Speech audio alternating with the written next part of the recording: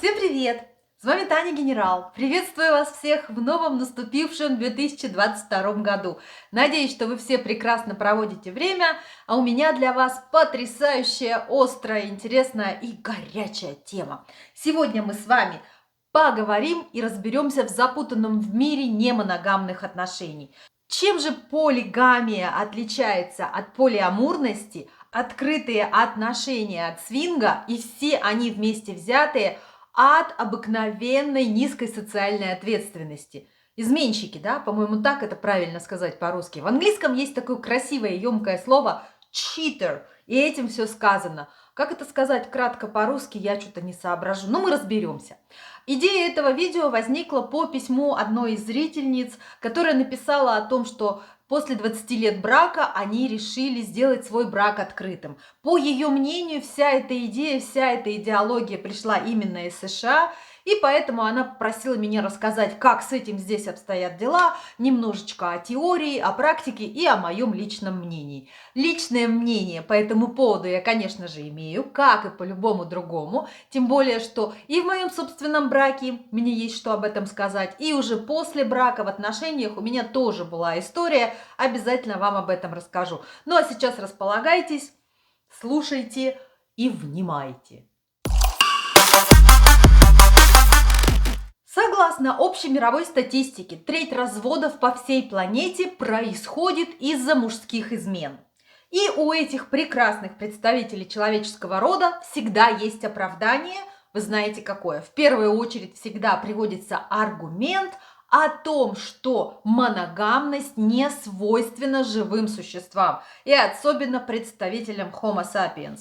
Так как же ученые отвечают на вопрос, свойственна ли моногамность Homo sapiens? Сюрприз! У ученых по этому поводу мнения тоже разошлись.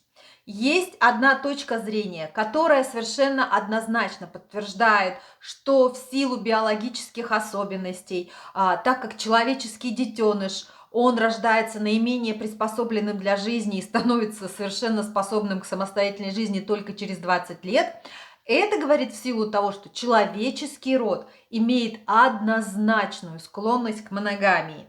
Другие ученые утверждают, что наличие ревности и зависти как эмоционального комплекса у человека показывает нам то, что человек по натуре своей существо полигамное. Ведь если бы мы были изначально созданы, чтобы быть с одним и тем же человеком всегда, то зачем бы нам было сомневаться и ревновать кого-то к кому-то? У нас бы этого механизма не было по умолчанию. А раз он за годы эволюции сохранился, значит, для чего-то он нужен. Еще один интересный довод, сейчас вы все будете смеяться, и надеюсь, вы не едите свои салаты сейчас, это так называемые сперматозоидные войны. Оказывается, у сперматозоида, как у отдельной единицы, а не как у части человеческого тела, есть встроенный механизм, который нацеливает его на то, чтобы стремиться к оплодотворяемому объекту, к яйцеклетке, и нейтрализовать других. Соответственно, это может обозначать только одно, что в процессе эволюции мы с вами тоже были созданы как существа немоногамные.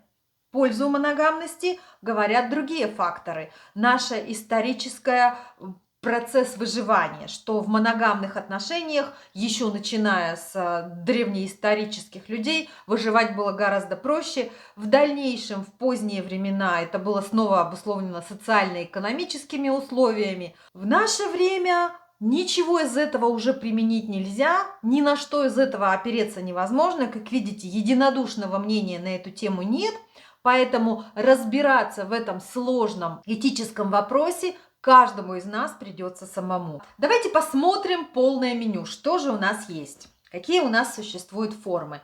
Сейчас мы говорим о том, чтобы разнообразить свои отношения, привлекая партнеров вне пары. Это так называемый открытый брак, когда по согласованию обоих супругов оба они могут вступать в интимные и романтические отношения на стороне. А кто насколько посвящен в это все вопросы, которые обсуждаются внутри пары. Как вы понимаете, железных правил и установок здесь никаких нет. Каждая пара для себя решает сама. По мнению психологов, люди, вступающие в такие отношения, делающие свои браки открытыми, не имеют никаких психологических отклонений. Наоборот, даже с точки зрения психологов, они достаточно прагматичны, умеют отделять мух от котлет и рассматривают свои развлечения вне брака только как метод удовлетворения каких-то своих потребностей, которые в какую-то силу, в каких-то причин не могут быть удовлетворены в браке.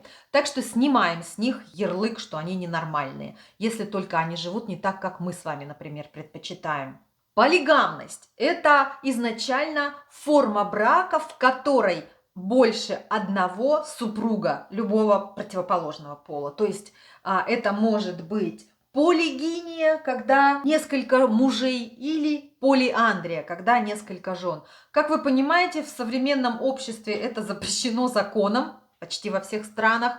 В тех странах, где это разрешено, они это делают традиционно, потому что это делалось тысячелетиями, так они привыкли, но там не идет речь вообще о каком-то разнообразии, попытке внести свежую струю в свой брак. Это действительно такой уклад жизни. В нашем современном понимании полигамность стала абсолютно прикладываться вот к пониманию изменщики, неверные люди, люди, не способные к обязательствам. Ну, как-то так сложилось, то есть у полигамии действительно существует определенная такая стигма, какое-то ярмо. Свингерство, оно от английского слова swing, качаться, и это система, где люди, находящиеся в браке или в стабильных отношениях, пары, совершенно согласованно, добровольно вступают в сексуальные отношения с другими. Они могут обмениваться партнерами, они могут заниматься сексом, давая другим за собой наблюдать, могут наблюдать за другими. Все здесь строится по принципу именно вот как качельки. Куда качнуло, туда и пошли. Точно так же свингерство не считается никаким отклонением от нормы, и абсолютно так же люди, которые ведут такой образ жизни, по исследованиям психологов, прагматичные люди, способные отделять мух от котлет, с хорошей самооценкой, которые не боятся, что их променяют на кого-то другого, они в себе уверены. Не по умолчанию, это не значит, что сейчас все давайте ломанемся в свингеры, чтобы про нас думали, что у нас высокая самооценка, но тем не менее с ними тоже все нормально и все в порядке. Да с нами со всеми все в порядке, не волнуйтесь. И, наконец, модная, современная полиамурия, многолюбство. Это вообще абсолютно запутанная структура, она наворотила там столько, что дать какого-то определения полиамурии, вот такого четкого и, вот знаете, умещающегося в какую-то полочку, невозможно. Это такой тип отношений, когда люди имеют право, возможность вступать в разного рода отношения, в романтические, в интимные, в эстетические, в интеллектуальные, со многими разными партнерами, и все они у них посчитаны, разложены по коробочкам, все друг о друге знают, никто не имеет никому права ревновать. При возникновении каких-то непониманий, недопониманий они вступают в разговоры и ведут бесконечные разговоры.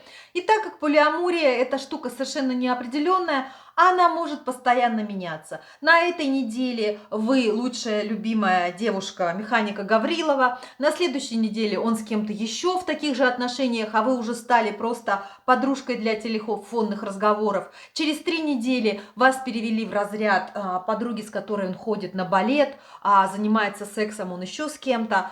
То есть это форма абсолютно открытости, отсутствие каких-либо форматов, стандартов, предпочтений. И во многих случаях, во многих сообществах о полиамурии говорят, что даже, они говорят, gender is fluid.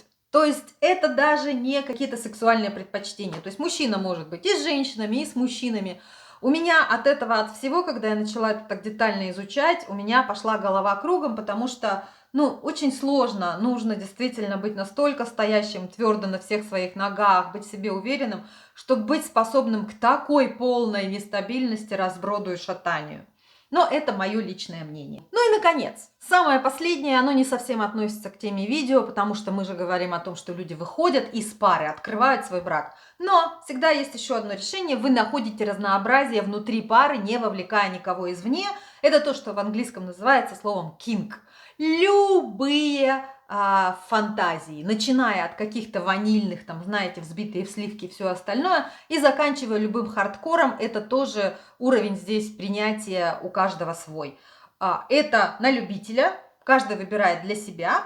И мне сейчас просто интересно, что вы думаете. Вы помните, наши зрители, те, кто обращаются на мой канал с письмами и с вопросами, они больше пользы получают от комментариев, чем от моей болтовни, потому что я тут всего один человек, а нас с вами вон сколько. Ваш опыт, ваши истории всегда помогают. Поэтому мне интересно послушать ваше мнение. Что же касается обещанной моей собственной истории, то я могу сказать, что открытые браки – это вполне себе рабочая схема, когда действительно между партнерами есть железное доверие, есть почва для того, чтобы никогда в друге не сомневаться, и определенный уровень, да, самооценки и уверенности в себе каждого партнера, хотя бы с точки зрения привлекательности для другого. В моем браке у нас был период, когда мы были в такого рода отношениях. К сожалению, я была тогда совершенно не прокачана и ничего этого не знала, поэтому это все так было как-то негласно. Но, тем не менее, я хорошо помню все эти истории, поездки на разнообразные рыбалки в Астрахань, когда супруги других участников там находили какие-нибудь там помады, трусы, и из этого были скандалы с выселением из дома, с угрозами развода, с сжиганием колес у машин. Я всегда на это реагировала, но я, правда, никогда никаких криминалов и не находила. Мой бывший муж меня берег, наверное, хорошо так все ликвидировал. Но я всегда на это так реагировала, что, ну, если раз в год человек куда-то вот так отъехал, и ему понадобилось вот так выпустить пар, и это никак не отразилось вообще на его отношении ко мне, на нашей семейной обстановке, на то, что происходит между нами, на ту железобетонную связь, которая у нас есть, на нашу семью, то, в общем, и бог с ним. Ну пусть. Это то, что касается открытых браков и моего мнения по этому поводу. Что касается полиамории, то здесь у меня абсолютный ноль толерантности. Если вы следите за сериалом «На свидание с американцем», он размещен в отдельном плейлисте, то кандидат номер 24, проходящий здесь у нас когда-то под кодовым именем Лысый Уй, он как раз-таки был из этих. Но что он сделал совершенно вразрез с теорией полиамории, он не сказал об этом сразу. Как только мы познакомились, вот сразу же. Сначала он провел любовную бомбардировку, очаровал меня, сбил с ног. Я была влюблена по самые уши, думая, что, ну вот, наконец-то, то, чего я достойна. И только через 4 недели, когда у меня уже шарики зашли за ролики, он такой говорит: ой, кстати, ты должен тут кое-что сказать. Вот существует такая вот система, вот это я ее приверженец, я предлагаю нам быть вот так. И именно поэтому я чувствовала себя глубоко раненой, обманутой. И там потом вся эта история развивалась еще долго и далеко, когда я сказала: нет, ну что ты, мне это не подходит, естественно, я ушла. Через какое-то время он пришел и сказал: боже мой, ты такая прекрасная, я решил, что я с тобой буду моногамным. Мили-емеля твоя неделя. И потом долгое время все эти отношения были просто чередой вранья, лжи, притворства с его стороны и постоянного засовывания головы в песок с моей стороны, потому что, старое дело, ладно, чего уж теперь на это пенять. Поэтому отсюда мораль, заканчивая наше видео, все прекрасно, открытые браки, свингерство, полиамория. Делайте все, что в вашей душеньке угодно и что устраивает вашего партнера. Потому что основной залог успеха работы любой из этих систем – открытость и честность. Когда вы всегда говорите вперед, как только вы это начинаете, вы говорите об этом с партнером, и партнер на это согласен.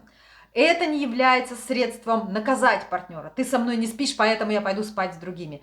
Это не является средством манипуляции партнером. Я пойду пересплю с кем-нибудь еще, раз ты мне не покупаешь Мерседес. Давно мне никто Мерседесов не покупал. Всегда открытость и честность. Ну и, конечно же, второе, очень элементарное правило, зачем я его говорю, YouTube сказал, что надо сказать: безопасность.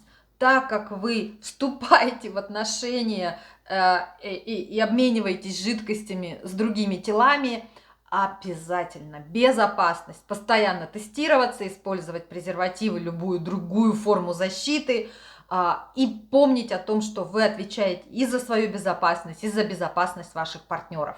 Ну что что? Наступило время опросов. Вы себя считаете моногамными или полигамными? Как вы считаете, вообще человек создан моногамным или полигамным? Что из этого более нормально? Моногамные отношения, полигамные.